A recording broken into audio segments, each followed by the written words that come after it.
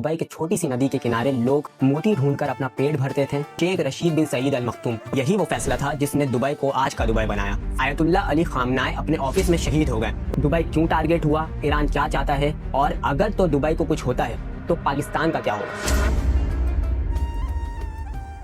1833 में 800 लोगों का एक छोटा सा मच्छी मारने वाला गांव था। दुबई के छोटी सी नदी के किनारे लोग मोती ढूंढकर अपना पेट भरते थे। ना कोई हाईवे, ना कोई स्काई स्क्रैपर, सिर्फ रेत, दरिया और एक ख्वाब। 1958 में एक आदमी आया, शेख रशीद बिन सईद अल मखतूम। उन्होंने एक सपना देखा जो लोगों को पागलपन लगता था। उन्होंने कहा, मैं इस रेत को सोने में बदल दूंगा। लोग हंसे। अंग्रेजों ने कहा, ये अरब लोग क्या ही कर लेंगे। 1966 में दुबई के करीब तेल मिला, जिसके बाद शेख रशीद का एक अजीब फैसला आया। उन्होंने कहा, मुझे एक ऐसी इकोनॉमी चाहिए जो तेल के बाद भी चले, और यही वो फैसला था जिसने दुबई को आज का दुबई बनाया। फास्ट फॉरवर्ड टू 2026, जहाँ पर ऑयल से दुबई को सिर्फ 0.5% GDP आता है, लेकिन इसके अलावा trade, tourism, aviation, banking, real estate, इन सब से आता है। 1960 में दुबई का पहला एयरपोर्ट बनाया गया। स्टार्टिंग में एक छोटी सी टर्मिनल थी, लेकिन आज वही एयरपोर्ट दुनिया का सबसे बिजी एयरपोर्ट में से एक माना जाता है।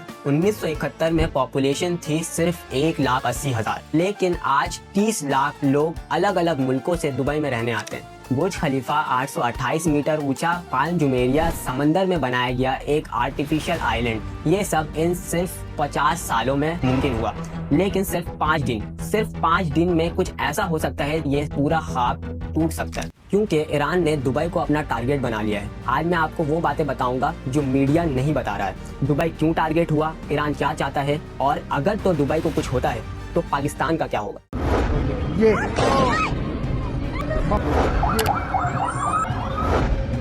अब आते हैं 28 फरवरी 2026 पर। सुबह की रोशनी अभी तेहरान तक पहुंची ही नहीं थी कि अमेरिका और इजराइल ने मिलकर ईरान पर कोऑर्डिनेटेड स्ट्राइक कर दिया। ऑपरेशन का नाम था एपिक फ्यूरी। 28 फरवरी 2026 को इजराइल और अमेरिका के स्ट्राइक में ईरान के सुप्रीम लीडर आयतुल्ला अली खामनाई अपने ऑफिस में शहीद हो गए। उनकी मौत की तस्दीक 1 मार्च को ईरानियन गवर्नमेंट ने खुद की।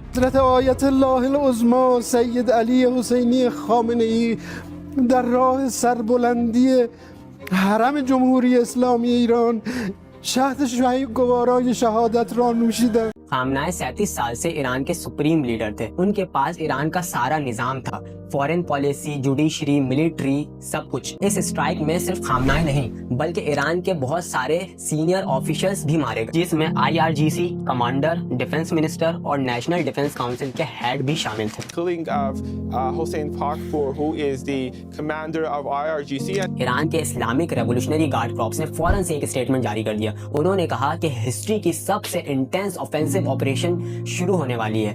अमेरिकन बेसिस और इसराइल के बेसिस को निशाना बनाया जाएगा। यहाँ पर गौर से मेरी बात सुनो, ईरान ने सिर्फ अमेरिका और इसराइल को अपना टारगेट नहीं बनाया, बल्कि UAE और दुबई को भी अपना प्राइम टारगेट बनाया। क्यों? क्योंकि ईरान जानता है कि अमेरिका को सबसे ज्यादा तकलीफ वहाँ होगी जब उसकी इकोनॉमी हट हो, और UAE वो जगह है।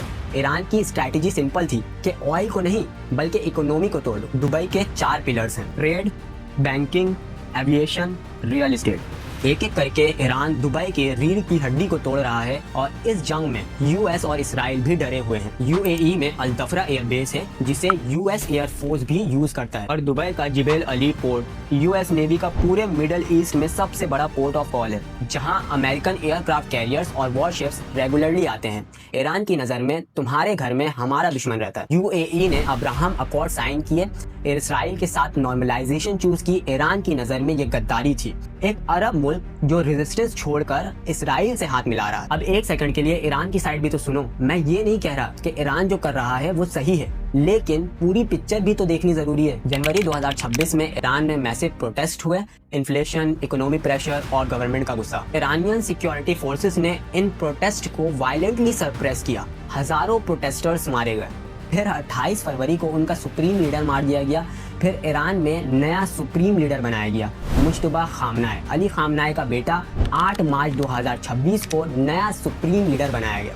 اور ان کا پہلا پیغام تھا بدلہ۔ دبئی نے کبھی ڈائریکٹلی ایران پر حملہ نہیں کیا، لیکن امریکہ اور اسرائیل دبئی کے ملٹری اور اکنامک پارٹنر ہیں۔ یہ سب ہونے کے بعد ایران کے لیے کافی تھا بدلہ لینا۔ ایران کے نئے سپریم لیڈر مجتبیٰ خامنہئی نے بولا گلف میں امریکن بیسز بند ہونے چاہیے ورنہ اٹیک جاری رہے گا۔ لیکن ایران کو ایک چیز حیران کر رہی ہے کہ دبئی جھکا نہیں۔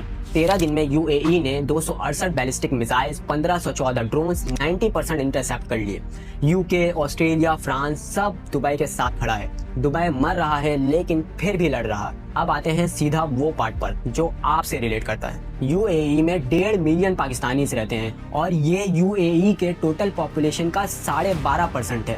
ہم انڈین کے بعد دوسرے سب سے بڑے گروپ ہیں۔ ہمارا کیا ہوگا؟ یو اے ای سے پاکستان کو ہر سال $7 بلین ریمیٹنسز آتے ہیں۔